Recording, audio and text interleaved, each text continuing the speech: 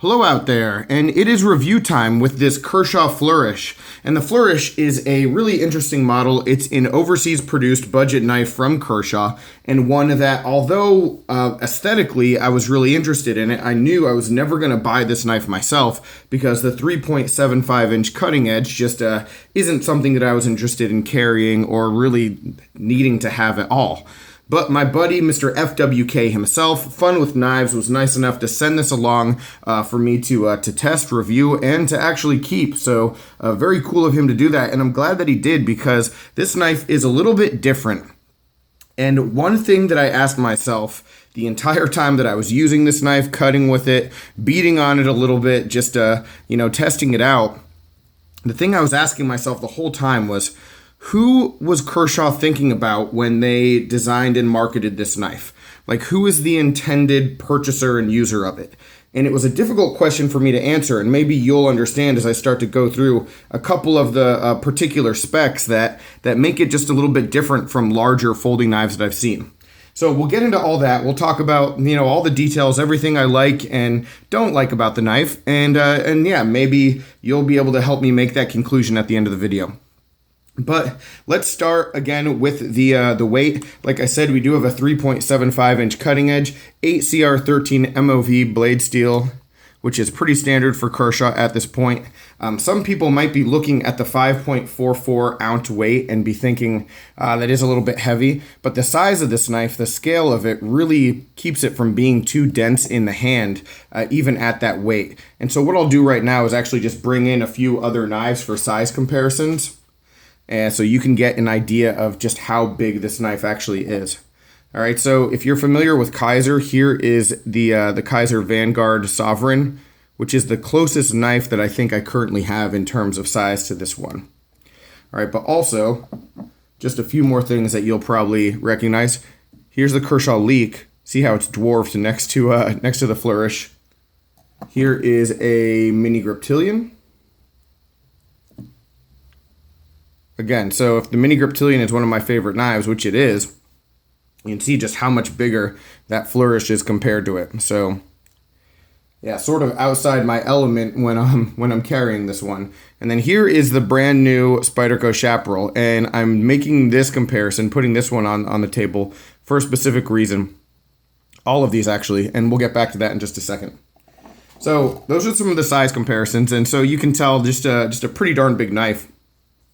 And as we start with the blade, the 8CR13 MOV, I think it's a pretty attractive looking blade. I like the black wash. I like the two-tone, especially, that satin flat. Looks good.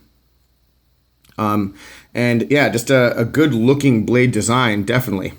But here's where it starts to get interesting. And here's where, that question, who is this knife for, was really starting to get asked.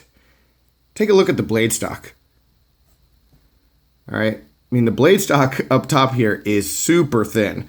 It is not a thick and beefy knife. And not to say that it confused me, but, anytime that I carry a bigger knife, I'm carrying it for a reason. I'm thinking I'm going to have like a stronger kind of task, or, I have some different kind of project to do at work that day where, I just want a heavier, like beefier kind of knife. And this knife, though it's long, is not beefy at all. So let's just compare blade stock. I'm not going to give you the actual thickness because honestly, those numbers mean nothing to me when people say them. But the eye test really tells you everything. So here's that Sovereign. All right, you can just see the thickness difference right there. But the Sovereign is a pretty beefy blade. So maybe, maybe just the Sovereign is thick and the Flourish is thin, right? Wrong. Here's that mini grip. So we see the difference there. Let's bring the Kershaw Leek in. The Kershaw Leek. Difference in blade stock there. The Leek is definitely thicker. And again, real quickly, difference in size with these knives. All right, so it isn't just a thin blade stock. It is a ridiculously thin blade stock, even for a smaller knife. And that's the Chaparral. And that's why I wanted to do the size comparison earlier, because just the difference in size versus the difference in blade stock, It's just really marked, and it makes it very, very different and unique. And again, it makes me ask those questions, but it also sort of sets this knife apart from a lot of others that I've seen. And then furthermore, the thing that just like takes that thin blade stock and pushes it to the next level is the fact that we have a really, really extreme hollow grind on this. So this knife comes to a very, very thin edge.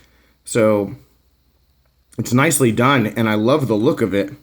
But this by no means is something that you're going to like take in the backyard and beat on anything with. This is a great slicer.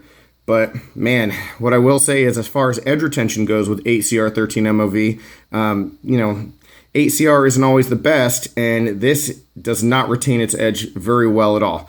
It cuts and slices like a maniac, like slices through paper, and it's great.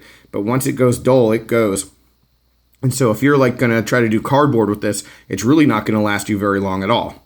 Now, that said, it does resharpen really, really well. So there is a back and forth. There's definitely a trade-off, but yeah, not really what I would expect from a knife of this size. And then as we continue to move back, I see more and more stuff like that. For me, again, a 3.75 inch knife is going to be a beater. And so I want something that just like really fits in the hand extremely well.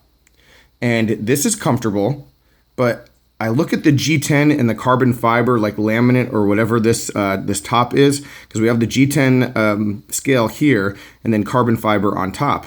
And all the carbon fiber does for me is provide aesthetics. It makes it good looking, but it does nothing to improve the way the knife functions. It makes it a little bit slick. If you feel just like on this top here, the G10 actually feels excellent. And for me, I would love to have the G10 just across the board on this knife. It'd be great. The carbon fiber, again, it's good looking, but it just doesn't really serve a purpose.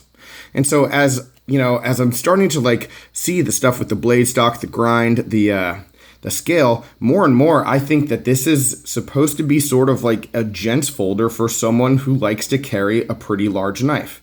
We'll get back to that. But again, back to ergonomics, it feels good in the hand. The jimping is a little shallow, but you can actually get a decent purchase on it, so it's functional. And the knife fits just fine. And so I don't think you're going to slide around that much, but you don't get the good grip and points of contact that something besides this slicker carbon fiber would provide. So there's that. But again, no hot spots, and I used this knife pretty heavily. No hot spots. It was comfortable the entire time. All right, as we continue to go back, you can see we have this backspacer, a little bit decorated here. We have a 2-position tip-up only pocket clip. Not a great clip, not a terrible one either, actually. It functions just fine. I don't really love the look of it, and I don't really like the shape of it.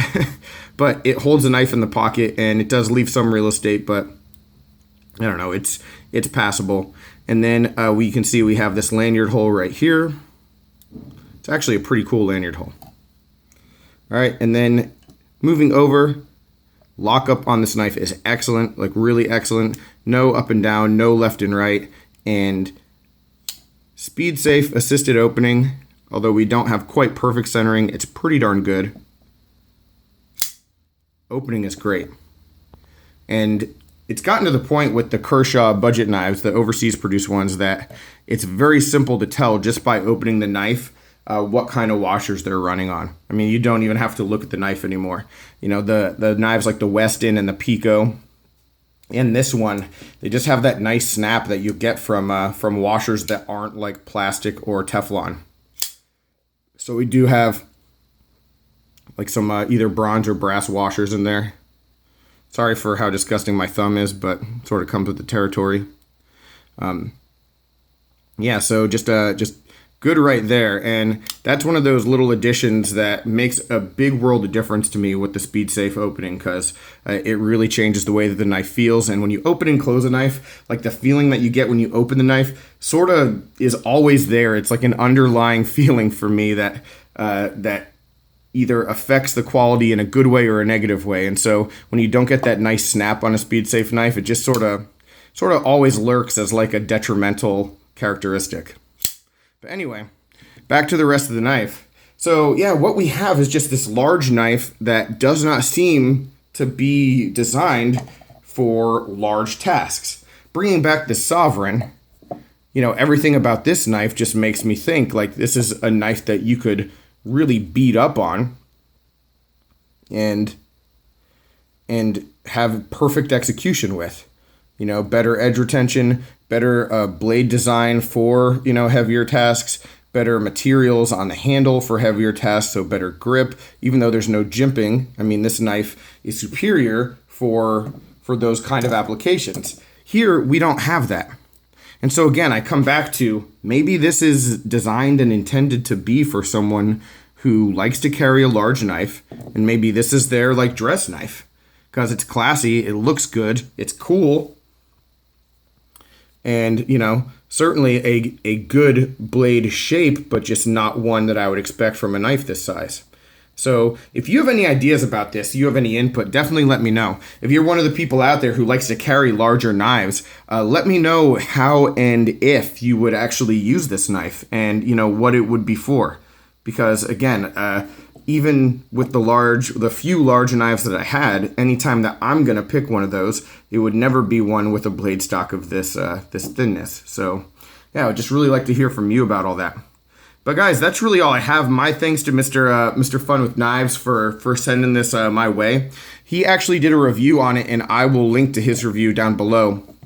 It was a really good review, and I don't really remember it though because I watched it when it came out, and I wanted to come up with my thoughts on the knife independently. So I'm going to go back and watch his video now and see how our opinions sort of lined up about it. So any other questions, comments, complaints, suggestions, as always, hit me up, like I said, in the comments, and I will talk with you soon. Take care and have a good one.